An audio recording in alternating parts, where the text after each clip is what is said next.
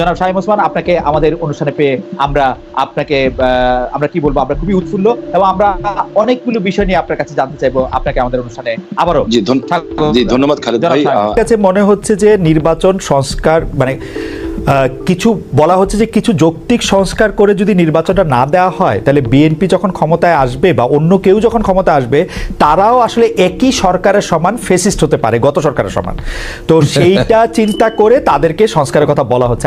আমি এটার সঙ্গে একেবারেই একমত নই। আমি ঘোরতর আপত্তি জানাচ্ছি, তীব্র প্রতিবাদ জানাচ্ছি। বিএনপির সঙ্গে ফ্যাসিস্ট আওয়ামী লীগের তুলনা করার কোনো কারণই থাকতে পারে না। কারণ বিএনপি ইজ এ পার্টি, যে দলটা বহুদলীয় গণতন্ত্র নিয়ে এসেছে। আওয়ামী লীগ একদলীয় শাসন ব্যবস্থা 22 সালে ছিল, আমরা বহুদলীয় গণতন্ত্র নিয়ে এসেছি। আমরা সংসদীয় গণতন্ত্র নিয়ে এসেছি, ম্যাডাম জিয়া নিয়ে এসেছেন। আমরা তত্ত্বাবধায়ক সরকার বিধান পাশ করেছি পার্লামেন্টে, এবং আমাদের কাছে ফ্যাসিস্ট আমরা এখন পর্যন্ত তো প্রশ্নই উঠতে পারে না। আমাদের যে পার্টির স্ট্রাকচার, আমরা যে কাজ করেছি সেগুলো সমস্ত গণতন্ত্রের পক্ষে গেছে। এবং 14 বছর লড়াই করেছি তো ফ্যাসিস্ট হওয়ার জন্য নয়, গণতন্ত্রকে প্রতিষ্ঠা করবার জন্য।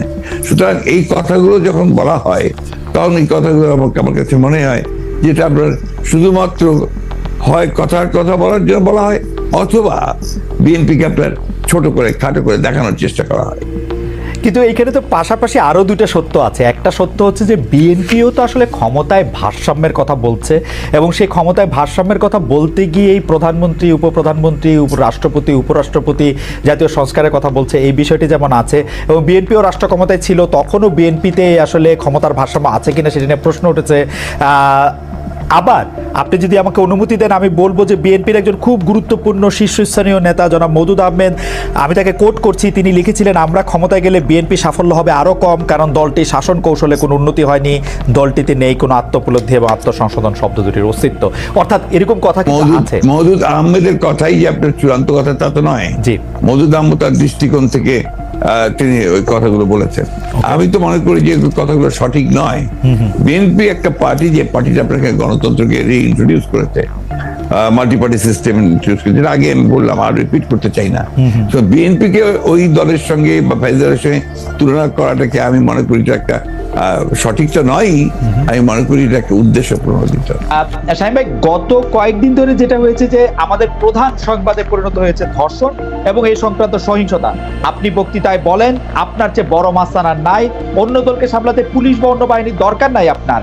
আপনি তো একা নন, নিশ্চয়ই বাংলাদেশের সবগুলি জায়গায় আপনার মতো এরকম, আমি যদি মাস্তান শব্দটি ব্যবহার নাও করি, এরকম রয়েছে। তারপরও এই ধর্ষণ এবং এই সংক্রান্ত সহিংসতা কেন হচ্ছে? আমি না থাকলে দেশে কিচ্ছু হবে না, কিচ্ছু হবে না। খালেদ ভাই, হয়তো আপনার কাছে একসময় মনে হবে, আরে শামীম ভাইয়ের সাথে কথা বলছিলাম, লোকটা ভালো ছিল কিংবা খারাপ ছিল, একটা কমেন্টস করবেন। বাট ফর দিস কান্ট্রি আমার মনে হয় যে আমরা শেখ হাসিনাকে দরকার, এবং দরকার আমাদের আগামী প্রজন্মের জন্য, আপনার আমার সন্তানের জন্য। বঙ্গবন্ধুকে হারিয়ে আমরা অনেক পিছিয়ে গেছি, এখন ওনাকে দরকার। আমি বলতে চাচ্ছি যে একজন সাধারণ মানুষ হিসাবে, একজন কন্যার বাবা হিসাবে, একজন মায়ের সন্তান হিসাবে, একজন স্ত্রীর স্বামী হিসাবে, একজন বোনের ভাই হিসাবে, এবং আমি মনে করি আমি আর আপনার অনুভূতির মধ্যে এখানে কোনো পার্থক্য নাই, যারা আমরা মনুষ্যত্ব নিয়ে চলি। আপনি আপনার জায়গা থেকে মনুষ্যত্ব নিয়ে আজকে এই ব্যাপারে লড়াই করছেন, কথা বলছেন। আমি আমার জায়গা থেকে মনুষ্যত্ব নিয়ে এই জায়গায় লড়াই করছি। আর সেই মনুষ্যত্ব থেকে একজন পুরুষ হিসাবে আমি প্রথমেই ক্ষমা চেয়ে নিচ্ছি সারা পৃথিবীতে, এবং বিশেষ করে বাংলাদেশে যারা ধর্ষিত হয়েছেন এই পুরুষ সমাজ দ্বারা এবং নিগৃহীত হয়েছেন। আমি সেই সকল মানুষের কাছে, পুরুষ সমাজের হয়ে আমি তাদের কাছে বিনীতভাবে ক্ষমা চেয়ে নিচ্ছি। যে যাদের উপরে ঘটছে, তাদের যে আত্মচিৎকার, তাদের যে মানে মনের ভিতরে ক্ষোভ, তাদের যে সম্ভ্রমহানি, যে কতটুকু নির্দয়ভাবে তাদেরকে ধর্ষিত হতে হয়, যার কারণে অধিকাংশ ধর্ষিতাই কিন্তু শেষ পর্যন্ত নিজের জীবনটাকেই ছেড়ে দিতে হয়, এবং অনেকেই শুধু ধর্ষিত তো দূরের কথা, ইফটিচিং এর কারণেও কিন্তু পৃথিবীতে বহু মানুষকে, এবং বাংলাদেশেও আমরা দেখেছি অনেকে কিন্তু আত্মহত্যার পথও বেছে নিতে হয়। আচ্ছা, আরেকটি ব্যাপার, সেটি হচ্ছে আমার আগেকার প্রশ্নের সাথে সম্পর্কিত, যে গণ অভ্যুত্থানের মুখে শেখ হাসিনার দেশ ছেড়ে পলায়ন, আওয়ামী লীগের নিষ্ক্রিয়তা এক ধরনের, মানে আওয়ামী লীগ দেশের রাজনৈতিক প্রেক্ষাপট থেকে বাদ হয়ে গেছে, কেউ কেউ আমাদের মিডিয়ার ভাষায় কেউ কেউ বলছেন যে একটা -1 হয়ে গেছে। অন্তর্বর্তী সরকারকে নিয়ে কোনো -2 সংখ্যা কি আছে? কেন এই প্রশ্নটি উঠছে সেটিও আমি বলি, যেটা কিছুটা আপনি আগেই প্রশ্ন করেছেন যে আওয়ামী লীগ আমলে কিন্তু আমরা দেখেছিলাম যে বেগম খালেদা জিয়ার চিকিৎসার জন্য বারবার বলা হচ্ছিল, কিন্তু 3.5 মাস পরেও বেগম জিয়া এখনও দেশে আছেন, তারেক রহমান সাহেব এখনও দেশে ফিরেন নাই। তো এইটার ক্ষেত্রে কি -2 কোনো আশঙ্কা আপনাদের মধ্যে রয়েছে কিনা অন্তর্বর্তী সরকারকে নিয়ে? এই -2 তো এসেছিল আপনার 111-এ, এখন আপনার এই -2 কোনো সমস্যা নেই। কারণ হচ্ছে যে আমরা আগেই বলেছি, আমি গতকাল একটা ইন্টারভিউতে বলেছি যে বিএনপিকে এখন আর কেউ মাইনাস করতে পারবে না। এক, 2 নম্বর হচ্ছে আওয়ামী লীগ যদি নিজেরা মাইনাস হয়ে গিয়ে থাকে তো সেটা তো আওয়ামী লীগ হয়েছে, কারণ সে দেশেই নাই, তার নেত্রী পালিয়ে গেছে। সুতরাং আপনার এই জায়গাতে তো তারা নিজেরাই চলে গেছে।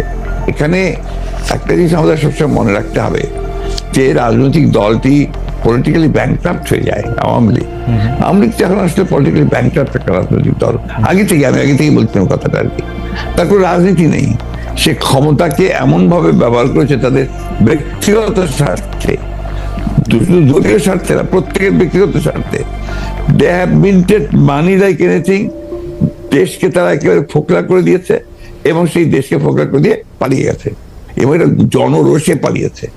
নর্থদের যে কোনো মিলিটারি কু বা কিছু হয়েছে, পিপলস রেট, জনরোষ, সেই রোষে তাকে পালিয়ে জীবন বাঁচাতে পালিয়ে যেতে বাধ্য হয়েছে। এই বিষয়গুলো আমাদের মাথায় রাখতে হবে। আমরা কোনো মতেই যেন চেষ্টা না করি যে এটাকে কোনো মতে খাটো করা। The fascist Awami League regime এতে বাধ্য হয়েছে দেশ থেকে পালিয়ে যেতে জনরোষে।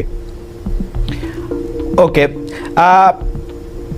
গত 15 বছরে আওয়ামী লীগের শাসনকে যে ফেসিবাদী বলা হচ্ছে এবং তার যে পালিয়ে যাওয়াটা, যেটি আসলে আপনি এখন বর্ণনাও করলেন, দুর্নীতি, তারপরে নানা ধরনের নানা কারণে, কিন্তু তার পেছনে আপনাদের আমলে যে 20 বছর আগে 21 আগস্টে গ্রেনেড হামলা, বিচারকদের বয়স বাড়িয়ে তত্ত্বাবধায়ক সরকারকে প্রশ্নবিদ্ধ করার মাধ্যমে শেখ হাসিনাকে কর্তৃত্ববাদী শাসনের দিকে নিয়ে যাওয়া, এ নিয়েও আসলে নানা ধরনের আলোচনা আছে।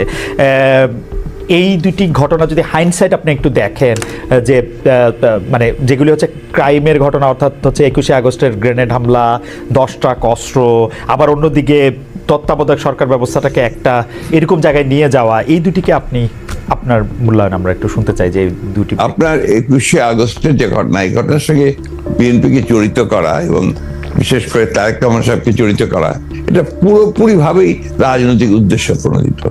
এটা কোনো মতেই বিএনপি এর সঙ্গে জড়িত তো নয়ই, বরঞ্চ আমি মনে করি যারা বিএনপিকে শত্রু হিসেবে চেনে তারা জড়িত, এবং এখানে বেনিফিশিয়ারি কারা হয়েছে সেই বিষয়টা আমাদেরকে অবশ্যই লক্ষ্য রাখতে হবে। 21 আগস্টের মামলায় who was the beneficiary? Beneficiary was Awami League. কারণ বিএনপি ক্ষমতায় থেকে সে এমন কোনো ঘটনা ঘটাবে কেন যে ঘটনাটা তার বিপক্ষে যাবে? এটা 1 নম্বর। আর আপনি যে প্রসিডিংস গুলো দেখেন সমস্ত, আপনি তো একসময় বিচার বিভাগের মানুষ ছিলেন, দেখবেন যে তারেক সাহেবকে এখানে জড়িত করা হয়েছে 4টা আপনার আইও চেঞ্জ করার পরে। সর্বশেষ যে আইও নিয়ে আসা হয়েছে সে হচ্ছে আওয়ামী লীগ দলীয় ভুক্ত তাহার এখন যে আপনার নিজে থেকেই তাদের নির্দেশে সে এই চার্জশিটটা করেছে, যেটা কোনো সম্পর্ক নেই। অন্যদিকে যে আপনার মূল আসামি ছিল, ভদ্রলোকের নাম আমি বলে যাচ্ছি, মৌলানা মুফতি মোহাম্মদ, তিনি তাকে দিয়ে 164 দিন তাকে টর্চার করে তাকে দিয়ে একটা আপনার স্টেটমেন্ট করিয়ে নিয়েছিল। পরে দেখা গেছে যে উনি নিজেই সেটাকে আবার ভোগ করেছেন, বলেছেন যে এটা আমাকে টর্চার করে নেওয়া হয়েছে। এবং দেখেন কিভাবে কি মারাত্মক ঘটনা, কোথায় চলে গিয়েছিল সবকিছু। এবং he was hanged before the trial was complete. তো যে প্রধান আসামি তাকে আপনি আগেই অন্য একটা মামলাতে জুড়িয়ে দিলেন যাতে আসল সত্যটা বেরিয়ে নিয়ে আসে। তো এই কথাগুলো কিন্তু কেউ আপনার ইনভেস্টিগেটিভ জার্নালিজম করে না, যার ফলে এই বিষয়গুলো আসে। আপনারা পলিটিক্যাল এই জিনিসটাকে নিয়ে চেষ্টা করেন, ওটা why did you try to go deep into it? আমি বলি, শেষ করি প্লিজ। জি প্লিজ, ইনভেস্টিগেটিভ জার্নালিজমটা সিরিয়াসলি করেন এবং এটাকে ফাইন্ড আউট করেন যেটা আসলে ব্যাপারটা কি ছিল। সেটা করছেন না, করছেন যে বিএনপি কিন্তু সব করার জন্য করছেন। এটাকে আমি মনে করি এটা এক ধরনের রাজনৈতিক উদ্দেশ্য প্রণোদিত। ওকে।